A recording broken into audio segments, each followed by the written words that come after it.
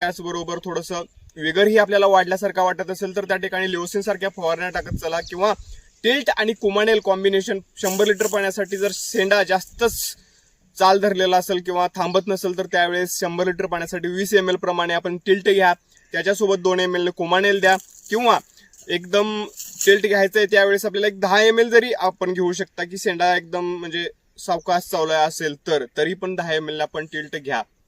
याच्याने विगर ही कमी होईल, आपलं एक चांगलं बुरशीनाशक आपल्या बागेमध्ये फवारलं जाईल.